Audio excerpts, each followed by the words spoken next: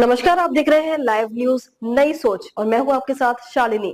आओ बढ़ते हैं आज की बड़ी और खास खबरों की ओर। केजरीवाल दोपहर 12 बजे कनॉट प्लेस के हनुमान मंदिर जाएंगे। सिसोदिया समेत अन्य पार्टी नेता साथ होंगे।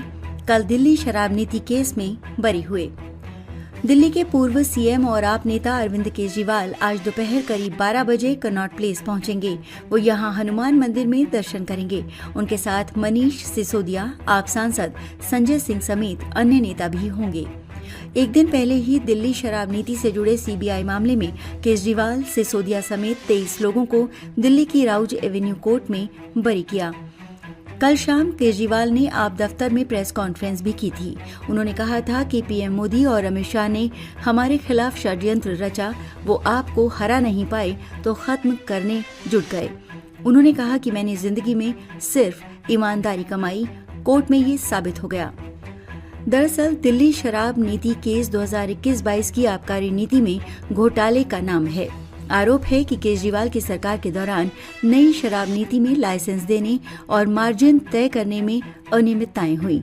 अगस्त 2022 में सीबीआई की चार्जशीट के आधार पर ईडी ने भी इस मामले में केस दर्ज किया था। ईडी के मामले में अभी भी सुनवाई जारी है।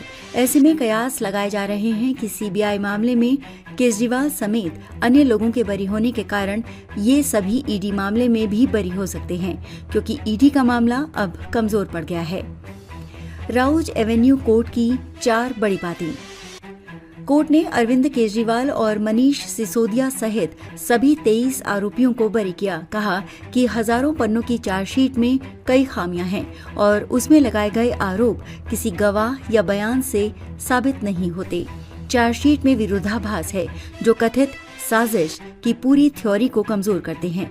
अदालत ने सीबीआई के जांच अधिकारी के खिलाफ विभागीय जांच के आदेश भी दिए हैं। आबकारी नीति पर केजरीवाल का नाम बिना किसी ठोस सबूत के जोड़ा गया।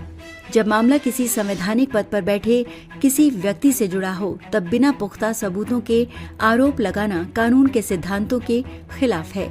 मुख्य आरोपी कुलदीप सिंह को बरी करते हुए कहा कि हैरानी की बात है कि उन्हें पहला आरोपी क्यों बनाया गया, जबकि उनके खिलाफ कोई ठोस सामग्री नहीं थी।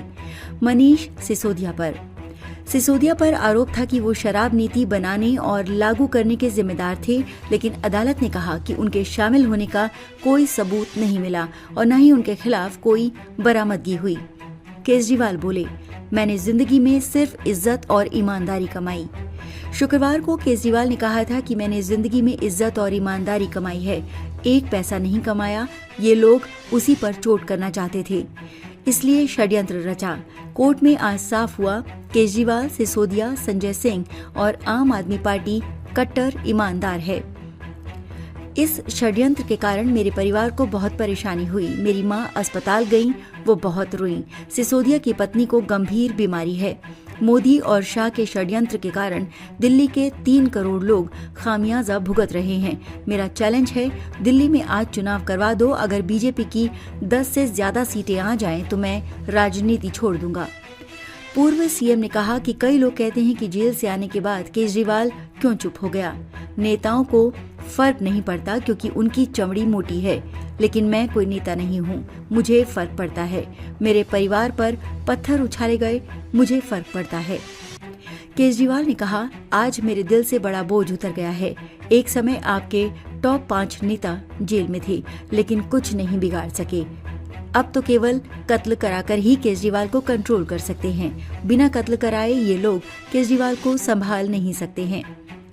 अन्ना हजारे बोले, केजरीवाल देश के लिए काम करें। सामाजिक कार्यकर्ता अन्ना हजारे ने कहा है कि अरविंद केजरीवाल अब समाज और देश के लिए काम करें, अपने बारे में या पार्टी के बारे में नहीं सोचें।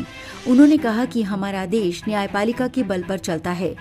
न्यायिक प्रणाली देश की सर्वोच्च व्यवस्था है। हमारा देश एक बड़ा देश है जिसमें कई राजनीतिक दल, जातियां, पंथ और धर्म हैं, और फिर भी ये न्याय प्रणाली के कारण ही सुचारू रूप से चल रहा है। उन्होंने कहा कि मजबूत न्यायपालिका के अभाव में आपराधिक तत्व हावी हो जाएंगे और देश में दंगे जैसी स्थिति उत्पन्न हो जाएगी। अरविंद केजरीवाल के इस मामले को संलिप्तता के बारे में मैंने जो कुछ भी कहा था वो न्यायपालिका के फैसले से पहले की बात है। उन्होंने कहा कि उस समय आरोप हवा में थे। अब न्यायपालिका ने अपना फैसला सुना दिया है कि उनका इस गलत काम में कोई हाथ नहीं था। हमें इस फैसले को स्वीकार करना होगा। अब अदालत ने अपना फैसला सुना दिया है।